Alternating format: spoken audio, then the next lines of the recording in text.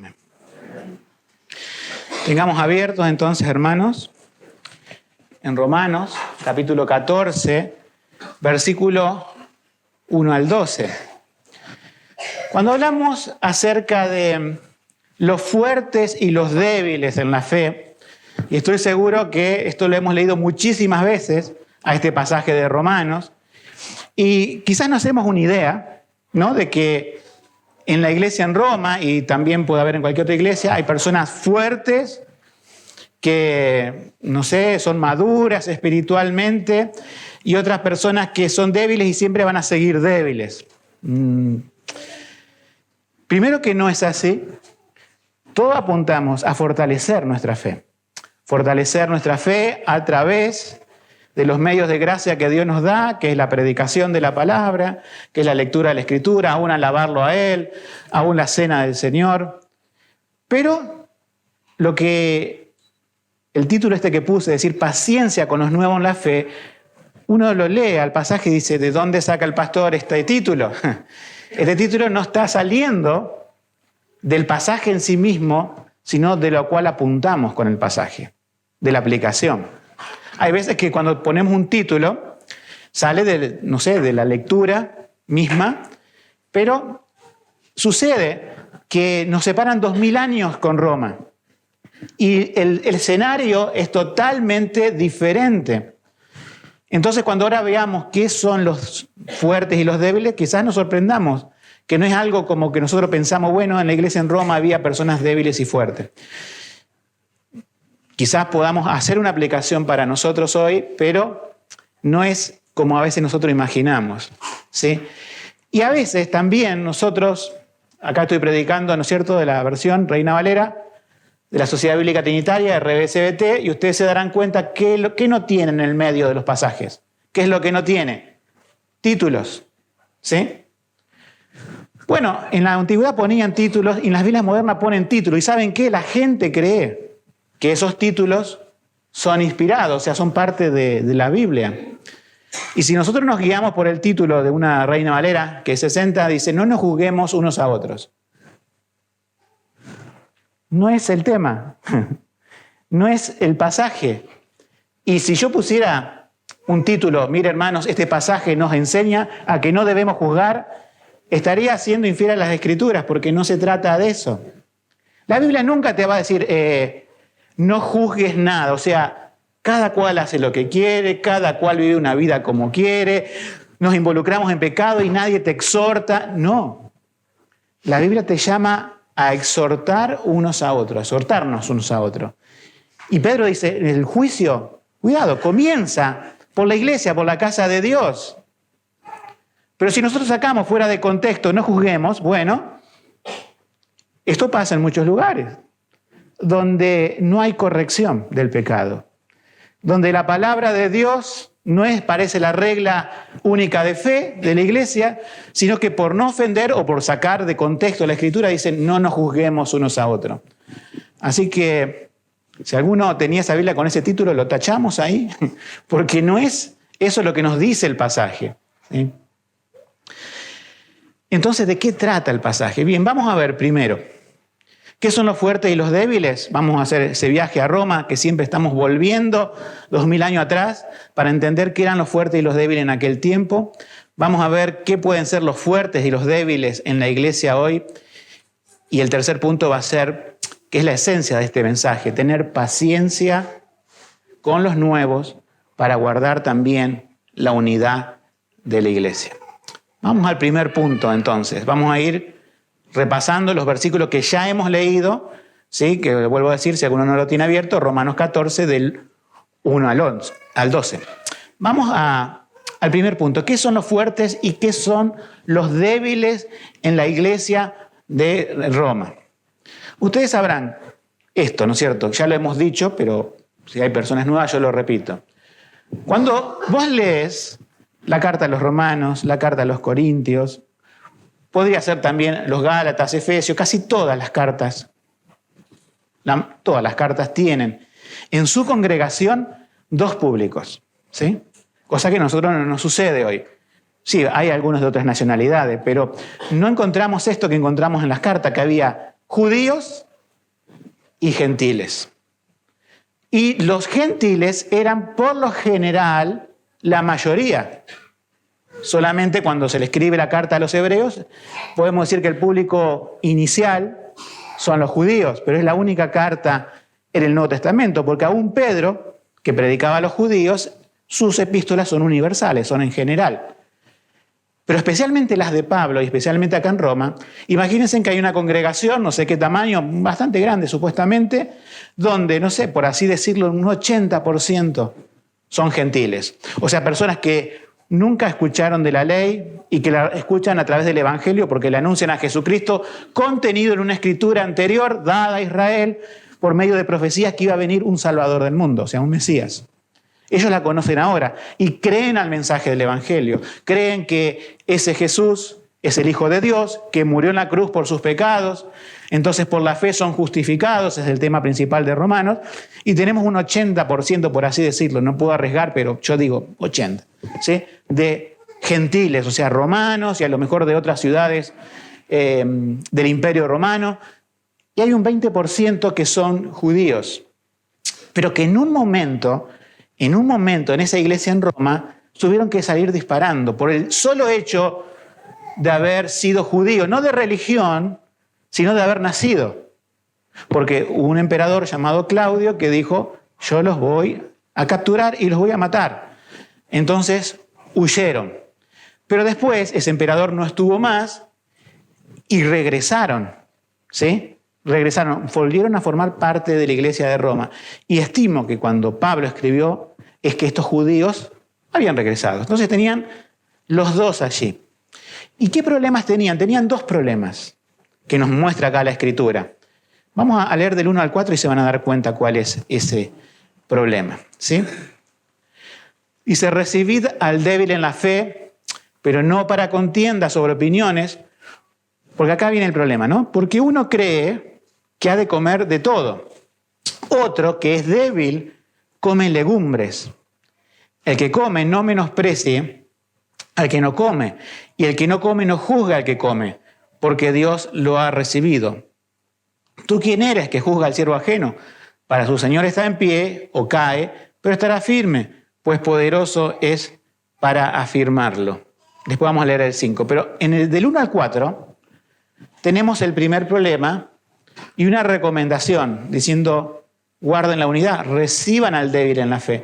No tiene que haber en la iglesia tal cosa como, a ver, los fuertes se sientan por allá y los débiles se sientan por allá. Aunque no hayan llegado a esa exageración de sentar en filas, en sillas distintas, pero sí terminaba la reunión, ese 80% estaba allá compartiendo lo que ellos llamaban ágape, tenían comida como nosotros, y a lo mejor otro 20% allá. Y cuando aquel que estaba, alguien, supongo, ¿no?, habrá traído carne. Entonces el 20% de judíos lo miraban diciendo, trajo carne. Estas personas realmente conocen al Mesías, realmente. Entonces los juzgaban diciendo, posiblemente estemos en una iglesia donde la mayoría no entiende lo que es verdaderamente el Mesías enviado por Dios, Jesús. Por otro lado, ese 80% miraban que en vez de comer carne sacaban platos de lentejas o cosas por el estilo, legumbres, ¿sí? Y decían, no los voy a tener en cuenta, no.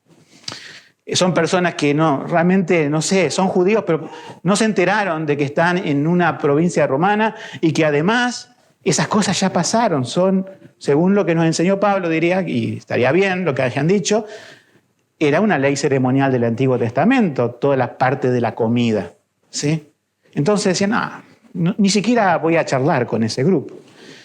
Yo no sé si habrá pasado esto así tan marcado, pero había problemas. ¿Por qué? Porque decían, unos menosprecian y los otros juzgan. ¿Quién eran los que menospreciaban? ¿Quién eran los que juzgaban? ¿Quién era el fuerte y quién era el débil en la fe en esto? Bueno, como se dan cuenta, el fuerte en la fe, y capaz que es una ironía también, ¿sí? El fuerte en la fe eran los gentiles. Quizás nunca lo pensamos así, siempre pensamos, hay débiles y fuertes en la iglesia como cualquier otra. No, acá había dos culturas en la misma iglesia. Y podrían ser fuertes porque, en el sentido de que los judíos eran débiles porque tenían temor de contaminarse con una comida, con algo que entra por la boca. Y el Señor Jesucristo fue muy claro. Lo que contamina al hombre, lo que te contamina ahí, no es la comida. ¿Cuántas religiones en el mundo y aún sectas no comen determinadas cosas, pero viven una vida de pecado? Porque su problema está en el corazón, no en lo que comen. Pero bueno, los fuertes gentiles menospreciaban a los otros, ¿sí? Porque tenían otra forma de comer. Y los judíos, y quizás cuando dice tú que juzgas a otro, era esa minoría juzgando a la mayoría.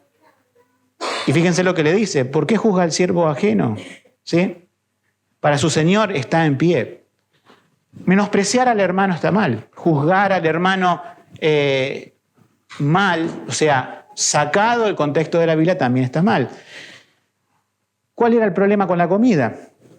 Bueno, si ustedes recuerdan el Antiguo Testamento, podías comer determinados animales y determinados animales no, ¿verdad? ¿Alguno aquí come cerdo en su casa? Bueno, en el Antiguo Testamento vos comías eso y te expulsaban del pueblo, ¿sí? Pero toda la simbología del Antiguo Testamento de los animales, y especialmente de los corderos, y del cordero que se ofrecía sin ningún defecto, tenía toda una cuestión de que Dios preservaba un pueblo puro en el Antiguo Testamento, aún con costumbre alimenticia, pero que aún sus comidas, y especialmente la del cordero, apuntaban a algo principal, que era ¿qué? Jesucristo. La Pascua, que era una comida, recordando algo, por supuesto, su salida de Egipto, pero era una comida al fin, como una celebración, también tenía que guardar ciertas cosas, ¿no es cierto? O sea que, digamos, los judíos nunca han sido vegetarianos, nunca, ¿sí? Y no podemos, nadie puede apoyar en este mundo el vegetarianismo con este pasaje ni con la costumbre judía. Ellos tenían, obviamente, si no comían carne, no participaban de la Pascua, eran cortados del pueblo. Pero ¿qué pasaba aquí en Roma? Las carnicerías no eran las que estaban en Jerusalén. No era que los animales le cortaban la garganta y lo dejaban desangrar. Los animales podían ser ofrecidos a los ídolos y podrían haber sido estrangulados, colgados, ¿sí? Y asfixiados, ¿sí? Podría haber venido esa carne que vos comprabas en la carnicería de Roma, de algún sacrificio a un ídolo, o podría ser un guiso que no te dicen si realmente tiene cerdo. Y un montón de cosas. Entonces los judíos preocupadísimos por si tiene algún animal impuro o por si fue ofrecido a los ídolos, dijeron, por las dudas, nos hacemos vegetarianos. Pero, ¿qué no estaban comprendiendo ellos? ¿Por qué eran débiles en esto? Porque el Señor Jesús ya había dicho esto, ¿sí? Había dicho que lo que entra por la boca no contamina al hombre.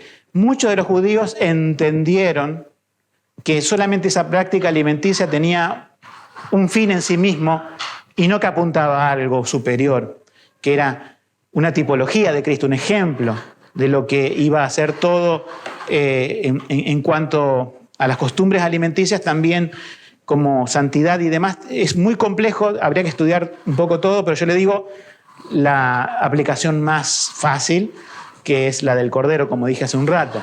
Pero involucra mucho más cosas esto y más tipologías, que no vamos a entrar en el momento. Pero los judíos no comían carne. Pero ¿qué es lo malo? ¿Podría esto pasar así? Decir, a ver, somos personas, los judíos, que tenemos la ley de hace por lo menos 1500 años, un milenio y medio, y nos quedan dudas todavía. Ya, Jesucristo murió en la cruz, pero cambia mi cuestión alimenticia. Tengo que seguir guardando. ¿Qué parte de la ley tengo que seguir guardando y qué parte no? Yo sé, diría el judío converso, el que cree en Cristo, que soy salvo por la fe y por la gracia de Dios. Eso no había duda. Pero diría, y lo demás, si peco, me vuelvo vegetariano y listo. Hasta que me quede en claro eso. Y podría haber pasado eso. Y es más, el apóstol Pablo anima a que eso quede así. O sea, no dice, a ver, los débiles en la fe coman carne, ¿sí? No dice. Dice, el que come, no juzgue al que no come, pero también viceversa. Los más juzgadores eran, ¿quiénes?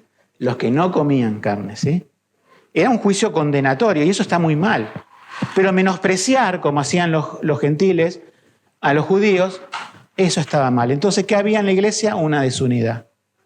¿Por qué? Porque no entendían los gentiles tenían una comprensión que la Biblia los pone en la categoría de fuertes, pero no por eso tenían que menospreciar. Y los judíos estaban en una categoría de débiles porque aún estaban involucrados con todo el sistema del Antiguo Testamento que tenían que ir dejando, pero que esto era necesario que pasara así. Mejor dicho, necesario. Es natural que pasara así. ¿Por qué? Porque se lo conoce como la etapa de transición. En todas las cartas de la Biblia del apóstol Pablo, ustedes no van a tener mayor problema con esto. Cuando lean Hebreos, sí, hay cosas. ¿Y qué es la transición? La transición es que Dios se reveló a un pueblo en el Antiguo Testamento que se llamaba Israel, y los gentiles no eran parte de ese pueblo, y si alguno quería creer en el Dios de Israel, era por el buen testimonio de Israel, que no siempre lo daba, y podía acercarse a Jehová, el verdadero Dios. Dios escoge ese pueblo para enviar a su Hijo Jesucristo a que naciera dentro de ese pueblo. Nació en Belén, de la tribu de David, por eso le decían hijo de David, tenía la genealogía que cumplía con todas las condiciones. Y Jesús murió en la cruz a manos de judíos y a manos de gentiles. Los judíos decían crucifícalo, los romanos agarraron los clavos y lo crucificaron los soldados romanos.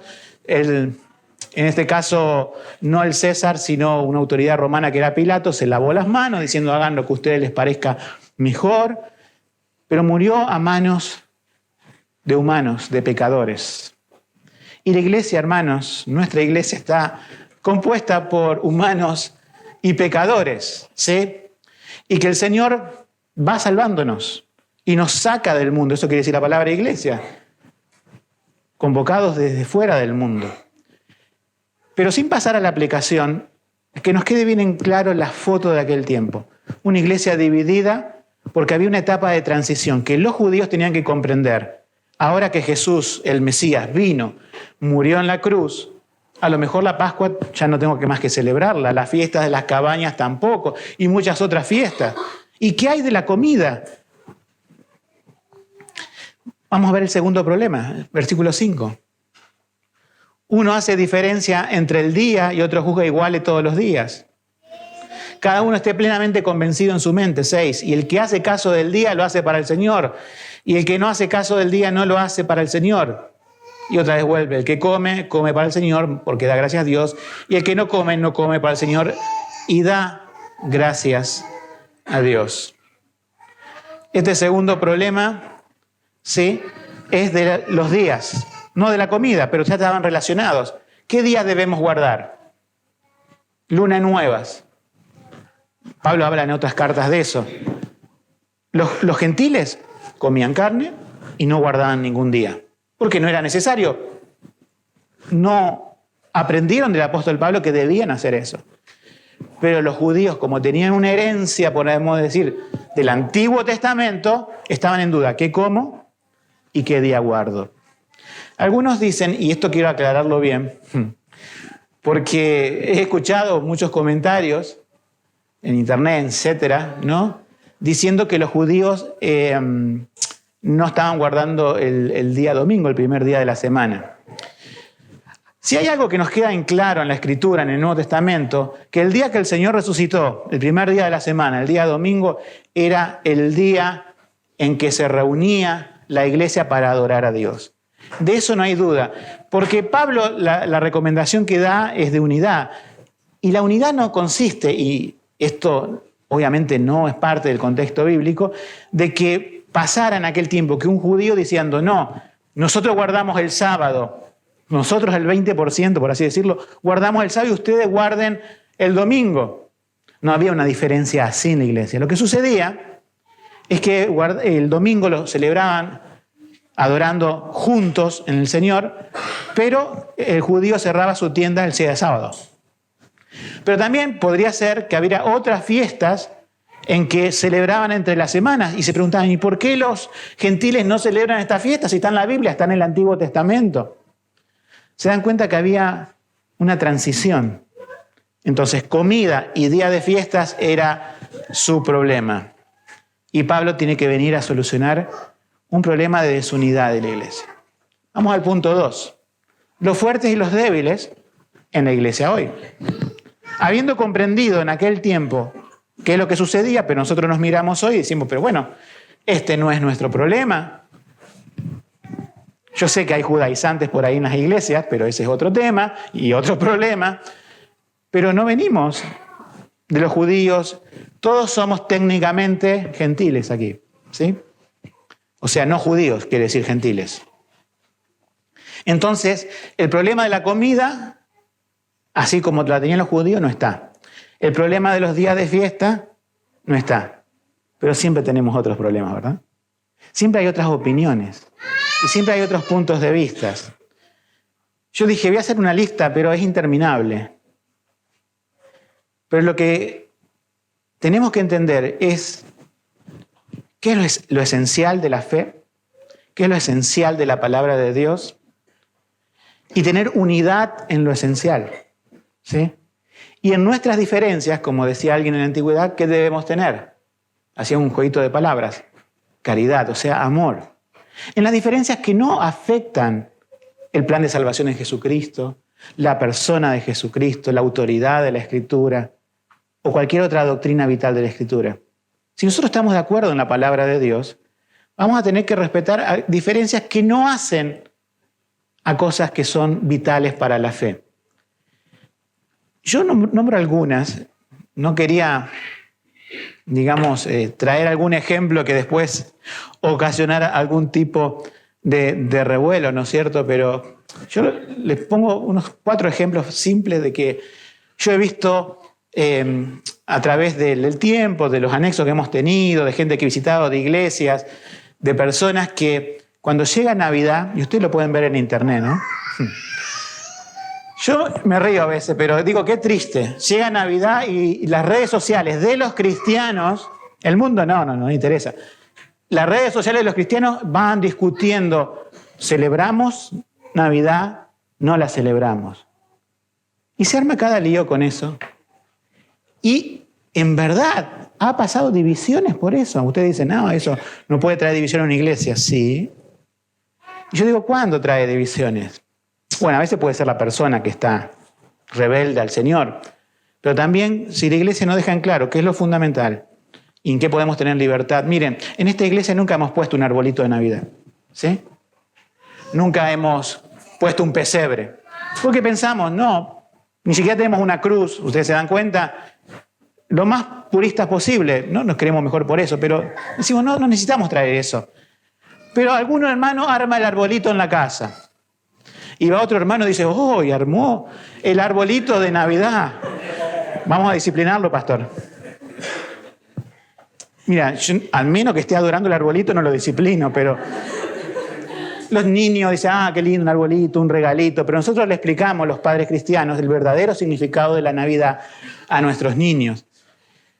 Pero si hay algo en un arbolito, yo no lo tengo en mi casa, pero no digo, a ver, mi regla tiene que ser para cada uno.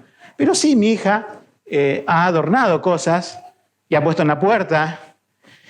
Incluso en Navidad nos juntamos para comer con familiares y por lo general compartimos algo del Señor y una oración en la mesa.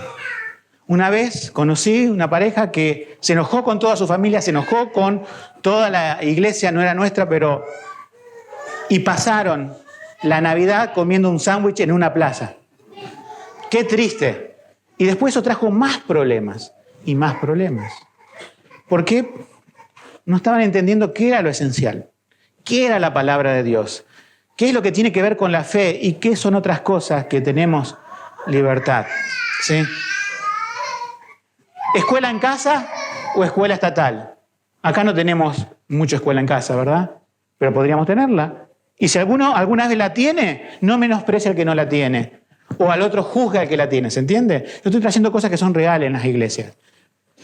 Escatología, esencial, la enseñamos. El Señor vendrá, los muertos resucitarán en Cristo, ¿sí? Y habrá un juicio final. En eso estamos de acuerdo.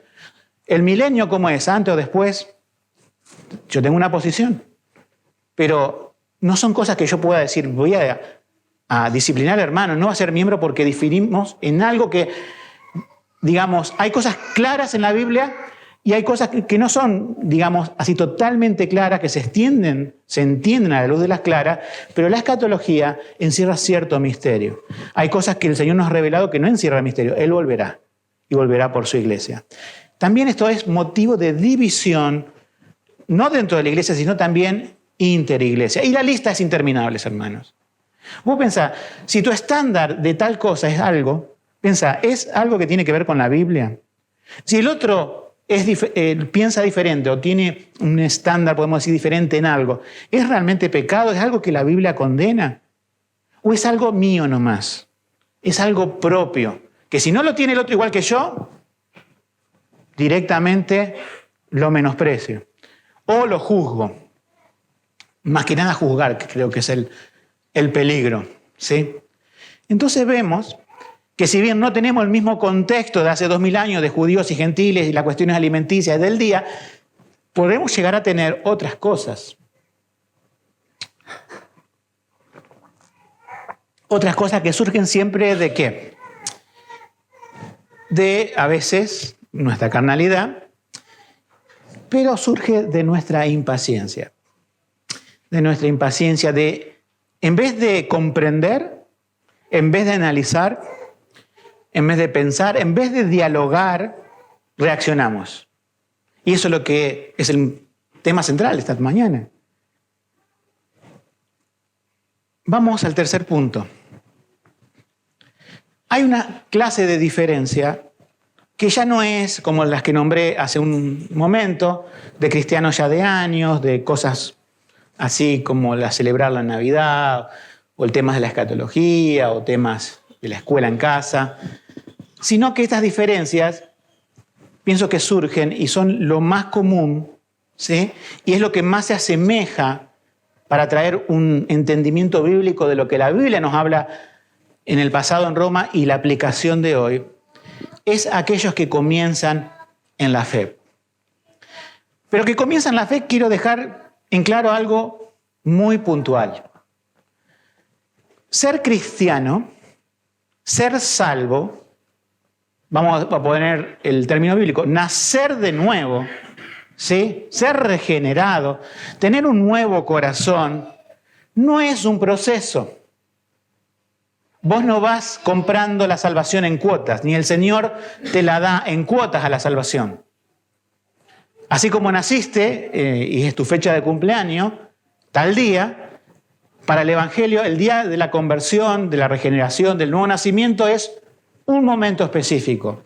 Soberano acto de Dios, que lo hace su Espíritu Santo, que cambia el corazón, pero siempre en el contexto de la predicación. Es decir, alguien te está predicando el Evangelio, o vos estás leyendo la Biblia, o estás viendo un video, y Dios utiliza su palabra, porque la fe viene por el oír y el oír por la palabra de Dios, hace su llamamiento interno con el Espíritu Santo y te cambia el corazón, te da esa fe para creer que Jesucristo es tu Salvador, te convence de tu pecado y del juicio final y te rendís a los pies de Cristo en ese día especial de tu vida. Algunas personas quizás no lo recuerdan porque parece que fue un proceso, pero hay un momento en que Él te abrió el entendimiento. Y ahí comienza el proceso, ¿sí? Pero no sos salvo por medio de un proceso, ¿se entiende? Tiene un punto de partida, como el bebé nace y el bebé va creciendo, pero no va naciendo de a poco, ¿se entiende? Entonces, la salvación, vos nacés por esa soberanía de Dios y vas creciendo. Y al ir creciendo es porque tenés vida. Los muertos no pueden crecer. Antes estabas muerto en tus delitos y pecados. Pero cualquiera que el Señor llama para salvación y lo salva, de hecho, empieza a ver cambios en su vida.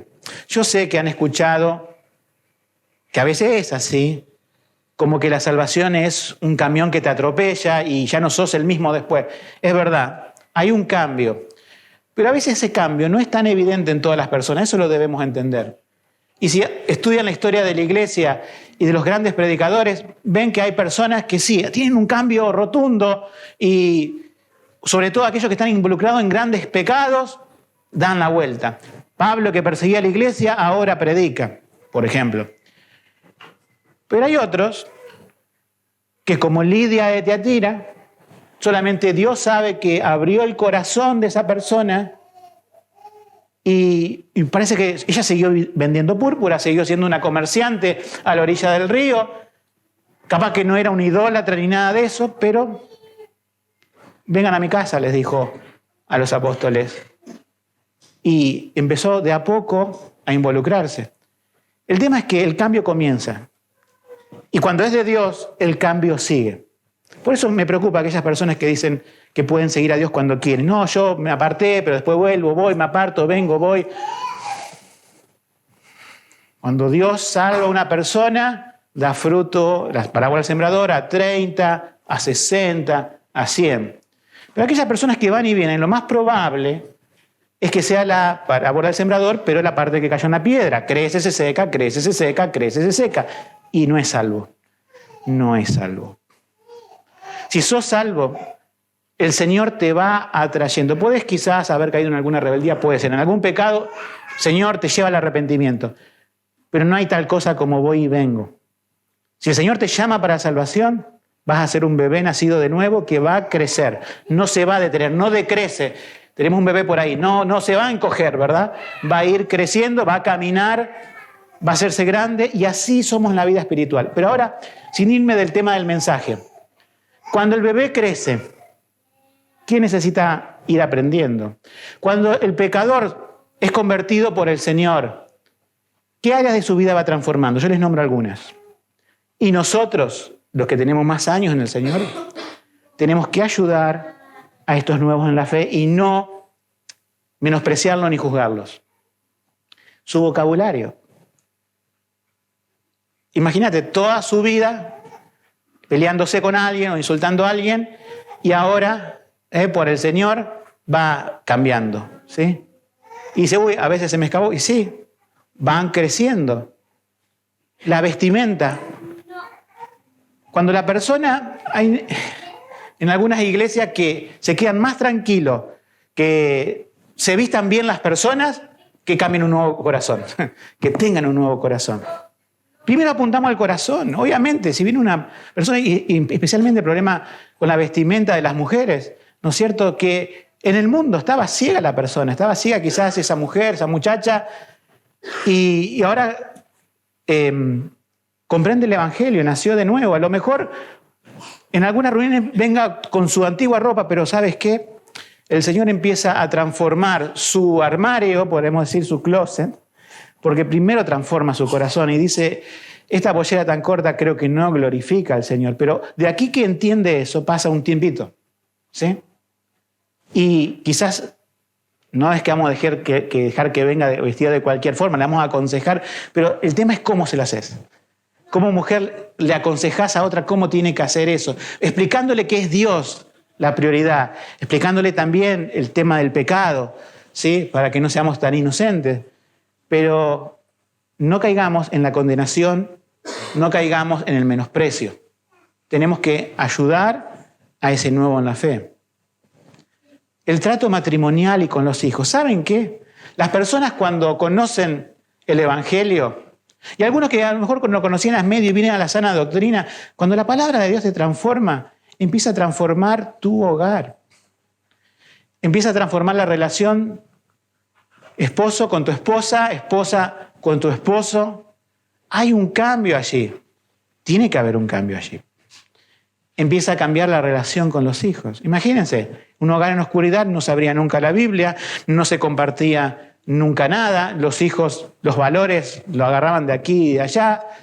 Ahora si se convierte el matrimonio, y especialmente el hombre, pone la Biblia en el centro de su hogar, y de aquí a que va transformando su matrimonio, la relación con los hijos y todo lo demás, y puede ser que haya hasta hijos rebeldes, no sabemos en qué etapa los sorprende, por así decirlo, la conversión, va a haber cosas que el creyente va a ir aprendiendo.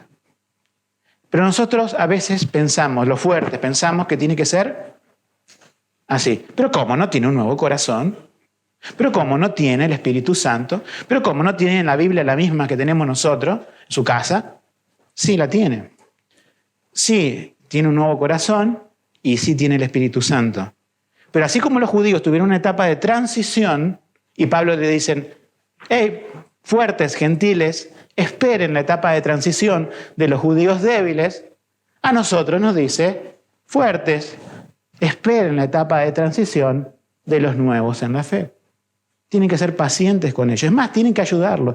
Y yo calculo que un judío, mejor dicho, un gentil enseñando a un judío era muy raro, era siempre al revés. Pero el judío tenía que entender que ahora eran uno en Cristo y que las cosas del Antiguo Testamento eran sombra de lo que en realidad vino.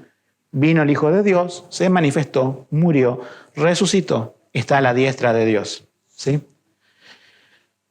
Cuando el creyente, o sea, la persona nace y es creyente, va cambiando su cosmovisión de la vida y del trabajo.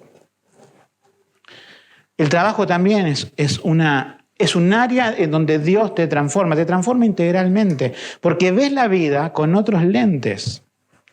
En el mundo, decía la Biblia, ¿no es cierto?, en otra parte, que el que roba no robe más, sino que trabaje con sus manos.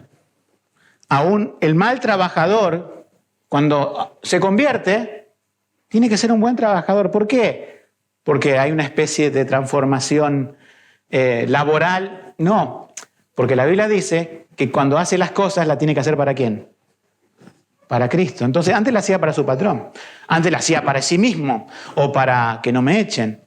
Y ahora le cambia la mentalidad cuando se topa con ese versículo, pero tardará tiempo que se tope con ese versículo, que decís, lo que hacemos, lo hacemos para Cristo.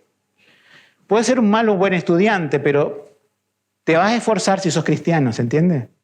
Si antes era una persona que iba a los exámenes, mal preparado, ahora también lo haces para el Señor, porque toda tu vida glorifica a Dios, aún el trato con tus profesores, etc. ¿Se dan cuenta que la Biblia nos muestra, cuando sos convertido y tenés la luz para entender la Biblia, cómo va cambiando tu hogar, cómo va cambiando tu vestimenta, tu vocabulario, tus relaciones en el trabajo, tus relaciones en el estudio? Y también, con esto es el último punto, todas las cosas mal aprendidas, sobre todo de personas que pueden haber venido de otras iglesias que tenían las cosas mal enseñadas. Hay que entender eso. La sana doctrina no es así. ¿Cuánto queda por aprender? ¿Cuánto queda por discipular? ¿Cuánto queda por ir sacando piedras para sembrar? En aquel tiempo donde el campo era muy artesanal, sacaba las piedras para después arar y para sembrar. ¿Sí? Entonces todo eso requiere paciencia. Todo eso requiere paciencia de la persona, porque algunas personas de que se convierte dicen, uy, pues yo no puedo ser como aquel que habla, que entiende, yo no entiendo todavía nada. Claro, porque estás creciendo, pero después vas a entender, date tiempo. Pero el fuerte también se tiene que tener paciencia con el nuevo en la fe. Entonces todo esto, vamos al versículo 7, está centrado en Jesucristo, esta relación de unidad que la Biblia pide. Y el Señor nos dice, porque ninguno de nosotros vive para sí. Tu vida no es tuya. Tus actividades no son tus actividades. Tu trabajo no es tu trabajo. Tu casa no es tu casa. Tu auto no es tu auto. Es del Señor. Toda tu vida es del Señor. Tus bienes, tus actividades, tu tiempo. Por eso vivís para Él. Y ninguno muere para sí. Acá viene este clásico versículo que está a veces mucho sacado de contexto, ¿no? Pero que está traído para la unidad de la iglesia. Hermanos, si vivimos, para el Señor vivimos. Y si morimos, para el Señor morimos. Sea que vivamos o muramos, del Señor somos. Le decía a los romanos, ¿no? Basta de juzgarse por comida o días de fiesta. Nuestra identidad no está en la comida. Nuestra identidad no está en los días de fiesta. Nuestra identidad está en Cristo. Somos del Señor, les recuerda el apóstol Pablo. Versículo 9. Porque Cristo para esto murió y resucitó y volvió a vivir para ser Señor así de los muertos como de los que viven. Y somos del Señor realmente porque Él triunfó en la cruz. Porque Él murió y porque Él resucitó y porque Él está vivo hoy. Entonces la muerte de Cristo y su resurrección nos iguala a todos. Murió por nosotros, resucitó para nuestro favor. Somos uno en el Señor. Segundo punto de unidad. Versículos 10 y 11. Mas tú, ¿por qué juzgas a tu hermano? O tú también, ¿por qué menosprecias a tu hermano? Porque todos compareceremos ante el tribunal de Cristo. Porque escrito está, vivo yo, dice el Señor, que a mí se doblará toda rodilla y toda lengua confesará a Dios. No solamente al final de la historia de la humanidad, toda rodilla se doblará y toda lengua confesará a Dios, sino que los cristianos estamos llamados a doblar nuestras rodillas cada día y a confesar a Jesús nuestro Señor cada día en oración. Cuando nosotros decimos Señor, Señor, es porque queremos obedecer su voluntad. Entonces les dice, miren, nuestro Señor en común, judíos y gentiles, nuestro Señor en común, los que comienzan en la fe y los que ya están de hace muchos años, es el Señor de señores y el Rey de reyes, y es Jesús. Y su señorío nos iguala, su muerte y resurrección nos iguala, su señorío nos iguala. Y en el versículo 12, que es el que termina, recuerda esto, de manera que cada uno de nosotros dará a Dios cuenta de sí. Uno dice, esto es obvio, pero a veces no hacemos la idea. Vamos al tribunal de Cristo, yo, mi esposa y mis hijos. No, cada uno por separado. Vamos todos juntos como iglesia. No, cada uno por separado. Lo que está diciendo Pablo, ¿no? Es que, recordándole a los romanos y a nosotros, es que antes de juzgar cualquier cosa, quedó en claro, ¿no es cierto?, en esta mañana, que sí hay que juzgar justo juicio, como dice el Señor Jesús, que sí hay que juzgar por la palabra de Dios, pero no hay que juzgar en el sentido malo de menospreciar y condenar. ¿Se entiende eso, sí? Pero debemos hacerlo. Ahora, antes de aún juzgar lo que es bueno, antes de ocuparnos mentalmente de lo que es bueno, la Biblia siempre nos llama a mirar primero ¿qué? Mi corazón. Y eso es la regla. Es la regla para tu matrimonio. Antes de decir, mi esposo, mi esposa, mira delante de Dios tu corazón. Antes de decir, mi padre, mi madre o mi hijo, mi hija, mira primero tu corazón. Y antes que diga, mi hermano o mi hermana, mira primero tu corazón. Porque vas a dar cuenta delante de Dios por lo que hiciste, por lo que dejaste de hacer y por si condenaste o juzgaste a otro injustamente. Entonces, podemos terminar el mensaje de hoy con estas exhortaciones finales antes de pasar a la cena del Señor. Y la mesa del Señor es un examen para toda la iglesia, los que vamos a participar, y aún aquellos que están en un proceso que no van a participar, piensen bien. Estas preguntas de examen. ¿He menospreciado a otros hermanos por estar a otro nivel que ellos? Yo estar a otro nivel. ¿He menospreciado a algún hermano? Ahí me pongo en la posición de fuerte, ¿sí? Como si fuera el gentil, menospreciando al judío. Recuerda la gracia.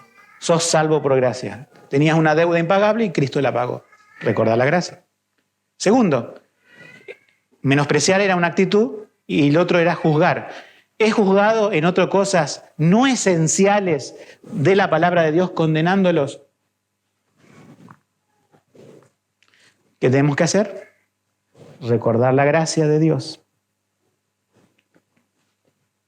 Y tercer punto de la exhortación. Soy consciente de preocuparme primero por mi vida y mis actos que ser un juez de otros. Ahí vamos a apelar a la gracia. Un día vamos a estar delante de la presencia del Señor. Si fueran por lo que somos, hermanos, ya sabemos, todos seríamos condenados, ¿verdad? Pero tenemos abogado. Tenemos aquel que vivió una vida perfecta. Tenemos aquel que se vistió de humanidad No fue contaminado por el pecado, pero fue amigo de pecadores. No se avergonzó de llamarnos hermanos, amigos.